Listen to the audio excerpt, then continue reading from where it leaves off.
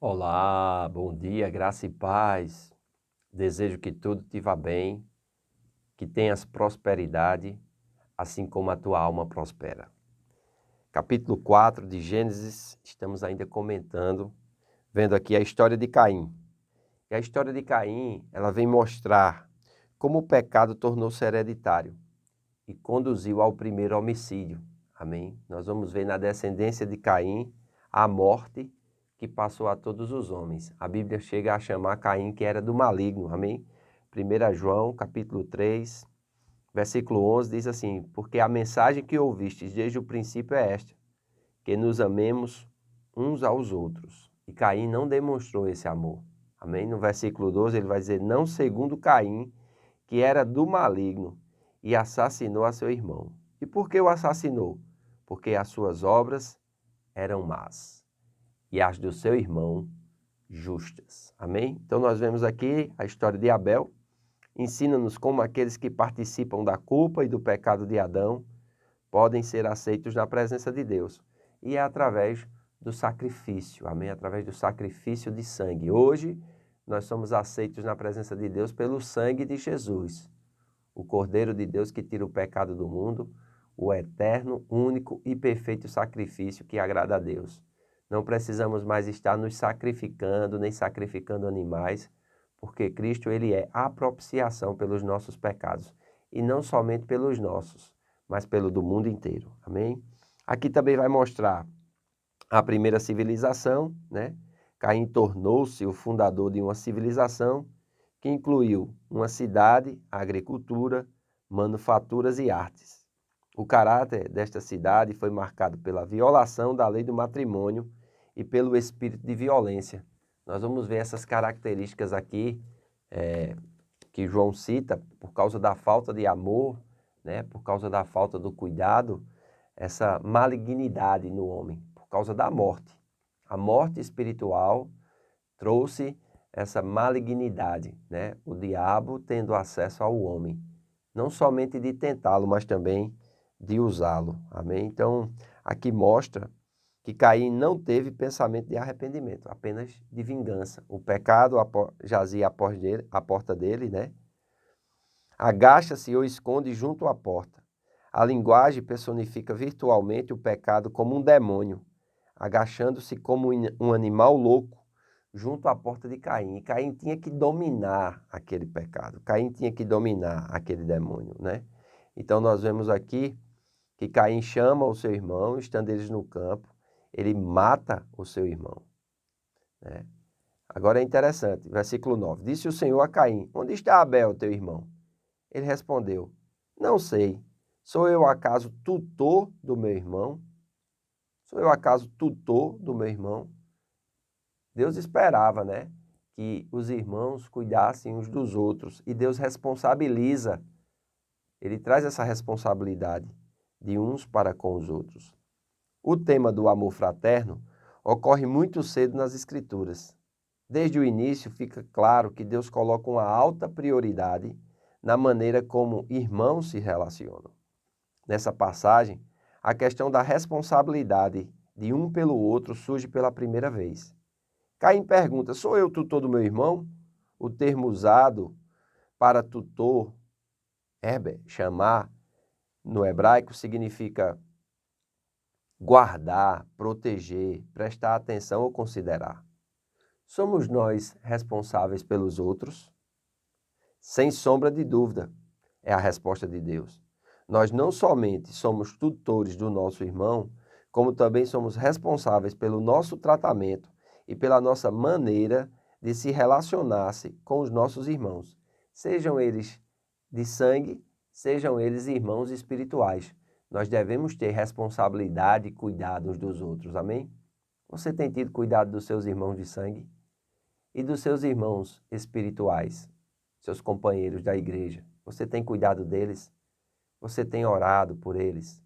Você tem visitado eles? Você tem ajudado eles com conselhos sábios? Você tem se desprendido financeiramente para ajudar os seus irmãos? Isso é uma pergunta muito interessante. Em virtude do pecado de Caim contra o seu irmão, Deus o amaldiçoou em toda a terra retira sua habilidade para o cultivo da terra e o sentencia a uma vida como fugitivo e errante. Isso está no versículo 12. Isto indica claramente que a falta de amor fraterno destina a pessoa à esterilidade e à ausência de propósito na vida. Você tem visto algumas pessoas aí errantes pela vida, nada do que faz prospera, não consegue ter prosperidade na vida? Esse pode ser um dos motivos. Falta de amor pela família, falta de amor pelos irmãos, falta de consideração.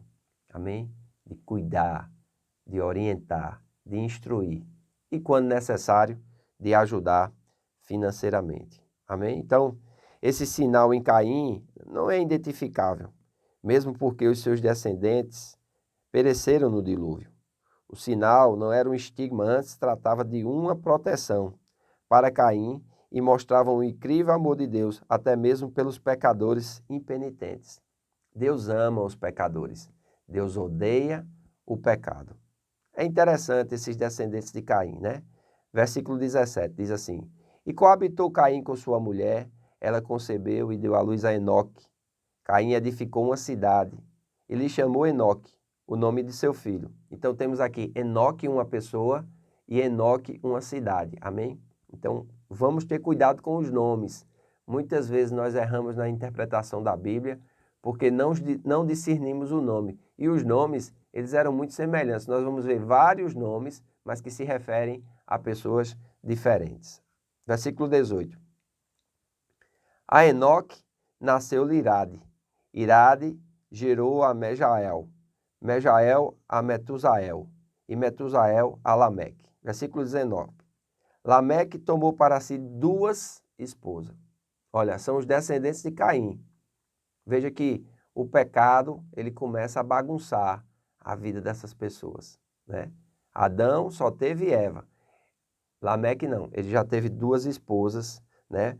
Mostrando aqui a proliferação do pecado, né? A sedução de Satanás e o desvio do homem sem Deus. O nome de uma era Ada, a outra se chamava Zilá. Ada deu à luz a Jabal. Este foi o pai dos que habitam em tendas e possuem gado. O nome de seu irmão era Jubal. Este foi o pai de todos os que tocam harpa e flauta. Olha, já começam a surgir aqui os tocadores, os instrumentos musicais, né? Então, as habilidades também já começam a multiplicar.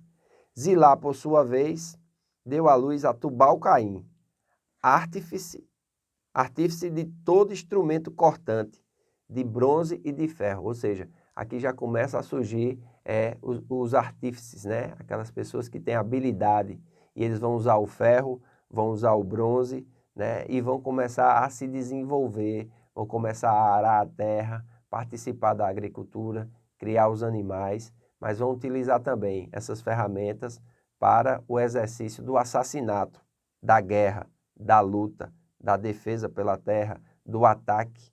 Então, a irmã de Tubal-Caim foi Naamã. E disse Lameque às suas esposas, Ada e Zilá: Ouvi-me, vós mulheres de Lameque. Escutai o que passo a dizer-vos. Matei um homem porque ele me feriu, e um rapaz porque me pisou. Acho que essa semana eu estava olhando na internet e vi um jovem, né, andando na rua. Uma senhora de 92 anos ia passando por ele. Ele a empurrou e ela, quando caiu, bateu a cabeça num hidrante. Só foi descoberto porque tinha câmeras de segurança na calçada. O que leva uma pessoa a fazer um ato desse? Contra alguém que não fez nada contra ele. Alguém que simplesmente ia passando ao seu lado. Alguém que precisava do seu respeito, da sua ajuda, do seu socorro. Nós vemos essa característica aqui já, amém? Em Lameque, um homem violento, né? Um homem que é cheio de culpa, cheio de condenação, com certeza influenciado pelo inimigo, né? Debaixo do jugo e da opressão de Satanás, ele mata 2 pessoas. E é interessante, ele diz assim, olha, versículo 24. 7 vezes se tornará a vingança de Caim, de Lameque, por 70 vezes 7. Parece que ele queria ser mais do que o pai dele, né? E ele disse, olha, se Deus vingou 7 vezes meu pai, a mim ele vai vingar 70 vezes 7. E já surge aqui aquele pensamento, né? De 7 e 70 vezes 7. É interessante que Pedro vai perguntar a Jesus, até quantas vezes eu devo perdoar o meu irmão? Até 7? E Jesus diz, eu não te digo que até 7, mas até 70 vezes 7. É algo que culturalmente, né, ficou estabelecido, essa responsabilidade de uns para com os outros. E tem gente que quer se livrar dessa responsabilidade. Eu mesmo, muitas vezes, já fui tentado a me livrar da responsabilidade pelos meus irmãos. Mas Deus tem me mostrado que eu preciso ajudá-los na medida do possível e também de acordo com o que eles querem. Porque às vezes as pessoas não querem sua ajuda. Elas querem que você alise o erro delas e você não pode pactuar do erro das pessoas. Você tem que instruir, você tem que aconselhar, você tem que orientar. Quando possível, tiver nas suas posses, ajudar também, né? E eu louvo a Deus pelo amor que Ele colocou no meu coração, porque de mim mesmo eu não faria, mas Deus tem colocado amor no meu coração para ajudar os meus irmãos. Não somente os de sangue, mas também os meus irmãos espirituais. Amém? Louvado seja Deus. Interessante isso aqui, né? Muito interessante. Então, eu quero convidar você a estar conosco hoje à noite na Casa do Oleiro. Vai ser virtual. Você assiste aí na comodidade da sua casa, diante do aplicativo ou do aparelho que você vai usar. Se for seu celular, seu tablet, seu computador ou sua TV, nós estaremos lá, com o culto da família, levando mais uma palavra de Deus na unção do Espírito Santo. Que Deus te abençoe e tenha um bom dia. Se cuidem. Até amanhã.